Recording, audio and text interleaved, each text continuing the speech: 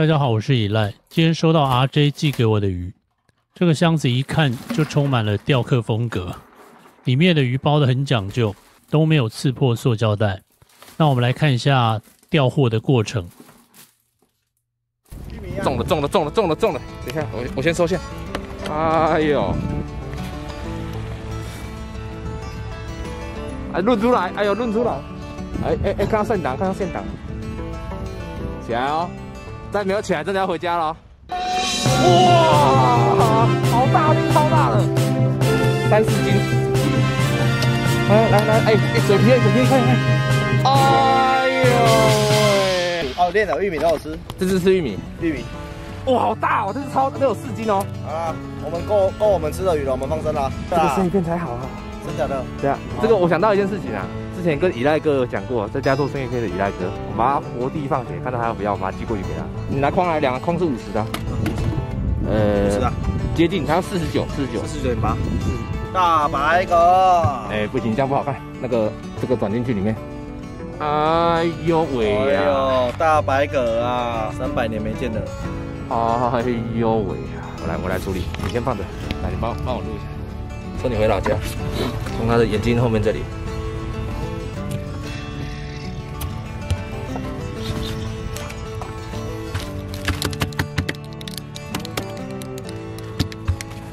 你看眼睛，啊，沒辦法對焦，眼睛沒有往前看的，就是死掉了。稍微剪掉，要剪斷就可以了。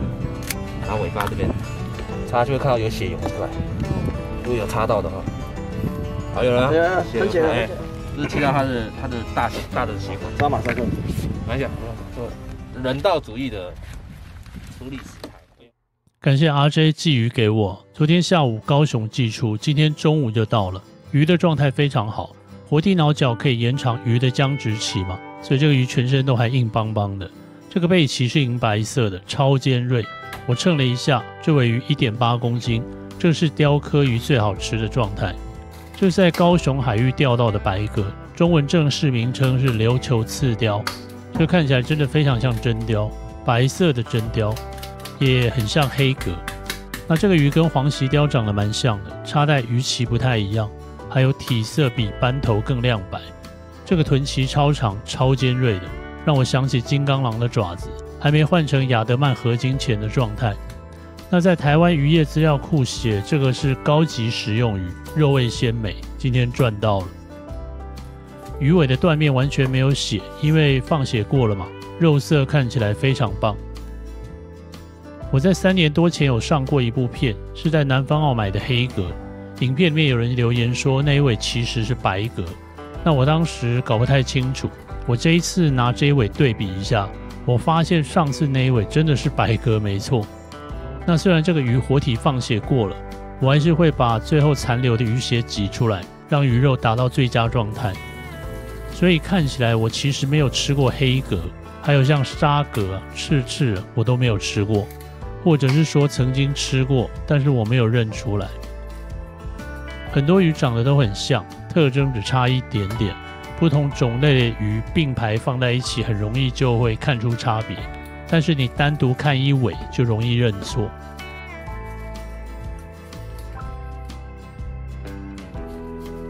這魚肚子很肥，裡面都是肥油，腸胃裡面都是咬碎的貝殼。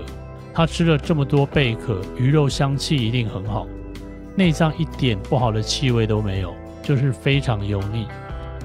每次處理完這種肥滋滋的魚啊，收尾時間都會拉長，工具上面都會有一層肥油。那自己有殺過魚的人才會理解那種驚人的油膩程度。那這個角度能夠看到魚下巴非常肥厚，洗好了等等要把它包起來。這個臀鰭要留起來做紀念，這是魚身上用來避免被攻後路用的。上面的連接處有一層薄膜要刮掉。看起來很像猛爪動物的牙齒，很酷。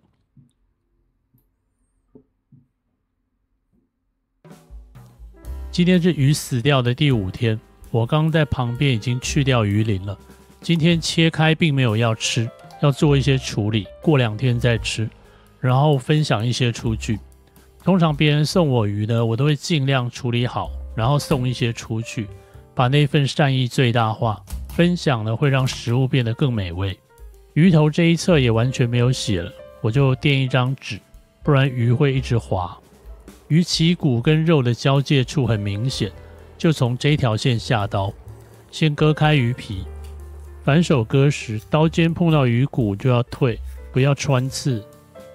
往內切的時候，刀身與魚肉平行，大拇指微微往下壓，刀尖貼起魚骨劃刀。對了，我生魚一刀的募資案順利完成了，感謝大家支持。對於那些經常問我入門要買什麼刀的觀眾，我也算是有個交代了。那這把刀呢，絕對能夠帶你走過懵懵懂懂的初級階段。只要不要越級打怪，處理常見魚種絕對是輕鬆愉快的。我突然想到，如果有其他釣魚頻道釣到少見的魚，也可以寄給我，我們可以用 YT 平台的共同製作功能，等於我用訂閱數去換你的魚，爽。這個魚肉很漂亮，一點血都沒有，完美的處理流程。另外一邊用反手刀把皮割開。像這種鯛魚啊、鯽魚、笛鯛都是非常適合新手做生魚片的。骨頭相對粗硬，刀尖回饋力強，切個5-6次呢，很快就能夠自娛於人。而且這種很多人在養殖，先用養殖的練習，切壞了也不心疼。那切到這裡的時候呢，最好是劃開整個脊椎骨都露出來，稍微提高刀子角度，連同對面的連結都劃開。這樣子切出來的魚肉會很漂亮。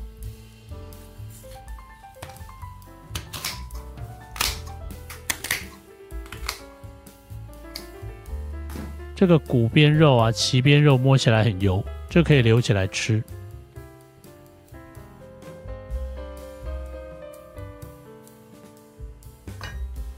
來切魚頭，這個牙齒好長哦，它可以嚼碎貝殼嘛。那刀子就卡進門牙之間，卡住牙齒就可以對準中央，握緊魚頭，手指不要超過眼睛，刀尖抵住砧板，手掌壓在刀背上，這樣就切開了。你看這個魚頭裡都是油，這裡還有一塊雙醬肉，膠質也很多的，這用來煮魚湯。絕對很棒的。下巴剪分開來，可以單獨烤。這個腹肉整塊分切做熟食，剩下的做生魚片。那下刀的時候往右邊偏一點，中間那排刺呢就留在熟食的那一側。鰭邊肉削掉。連帶邊緣的魚皮都剝開，先修掉外側的魚皮，因為熟成過的魚皮會很難拉，這樣做的話拉皮會容易一點。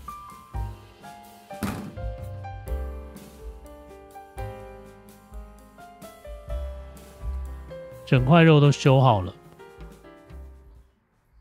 ，2條背肉我只吃1/4，另外1/4帶去會員家，另外一半這個呢分成3塊。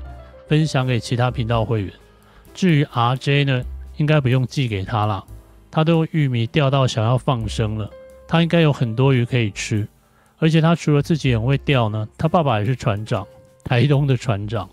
那我來做個昆布地，昆布要先放軟，不然太硬會包不住。這一塊包個雙面的，去你家做生魚片用的，用保鮮膜纏起來，確保昆布完全覆蓋了魚肉。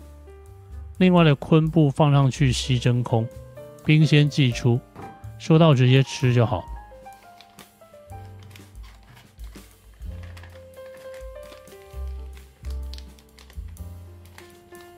剛那2塊腹肉我切掉太多了，這一節下腹肉可以做生魚片，把刺弄掉就可以做成原味的。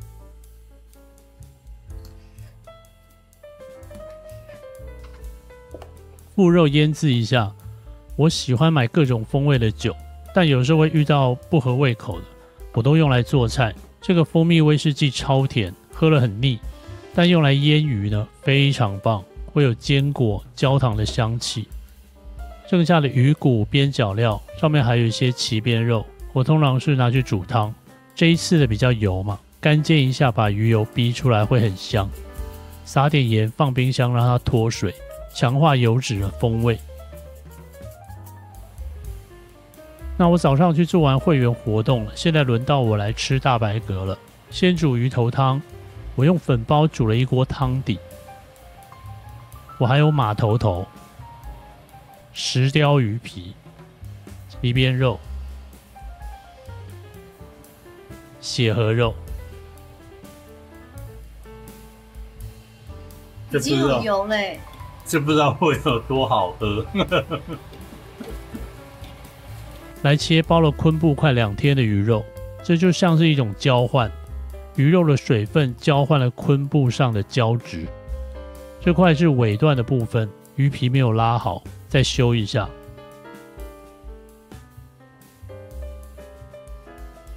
水分又抽掉了一部分，魚肉變得很緊，但是不硬，是一種整個被濃縮的感覺，切起來很像軟糖。魚肉的質地也完全被轉化了。醃製好的魚腹肉用烤的，風乾過的下巴跟魚骨用乾煎的。風乾之後呢，骨膜變得更透明，雖然吃起來沒什麼肉，但蹭起來卻很香，很適合像我這種想要瘦一點啊，卻又想吃點什麼的人。2塊下腹肉皮拉掉也做生魚片，因為其他魚肉我都分送了，原味的部分只剩這麼一點點。我其實在分切魚肉的時候就吃了一小角，魚肉的鮮味非常強烈，迎面而來，我有點後悔不應該都拿去包昆布了。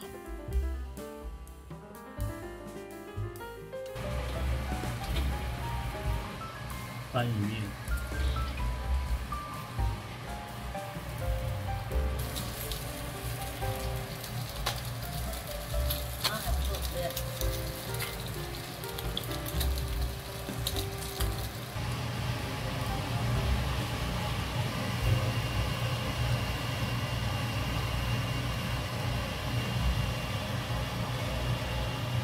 气泡的，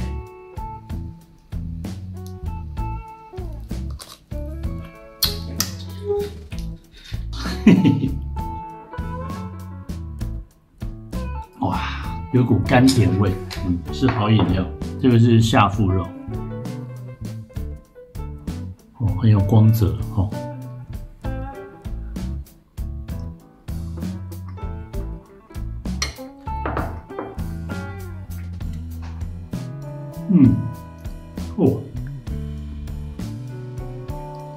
这個好好吃哦，哇，那個香氣好足哦，好吃哎，口感也剛剛好，而且一點那個血味都沒有，因為他們這個活體放血，昆布製，那它超硬，因為水分被在那個包昆布的過程中全部被吸乾了，所以我們給它包了48小時，已經變成這樣了，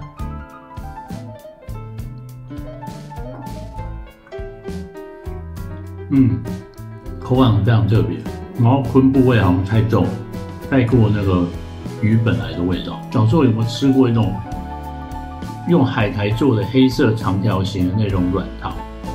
哦，有吧？對，味道這麼強烈，味道就那麼強烈，有點像那個，就像那樣。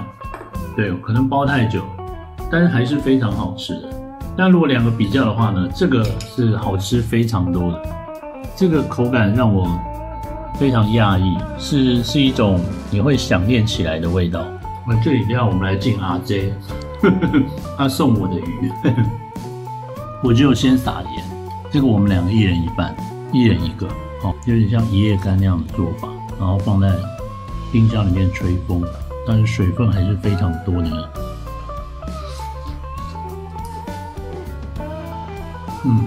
很好吃。有彈性，很軟，超棒的！這是用醬油，還有威士忌去醃製的。你看這一層腹膜，油脂都集中在這裡，所以你第一口咬的時候就先不要咬到刺，這樣子吃這邊是純肉。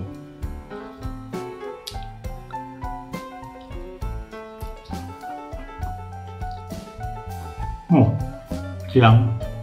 它那個威士忌好像有一股榛果啊，榛果還是焦糖的味道，很香。那個威士忌的香味，然後皮很 Q。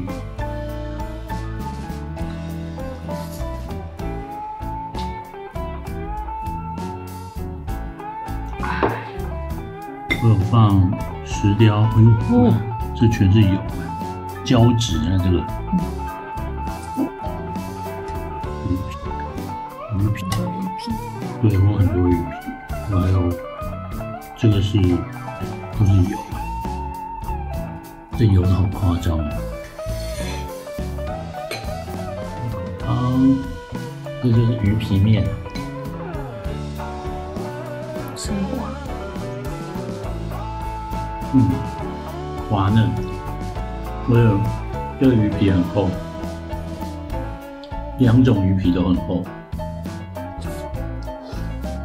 因為它比較大隻嘛，所以魚皮上面的膠質就長得很厚啊。所以很多人都問我說，那個魚鱗為什麼要烤啊？就直接把魚鱗跟魚皮一起削掉就好了。因為我喜歡把魚皮留下來吃，不去魚鱗的話，你這魚皮就沒辦法吃了。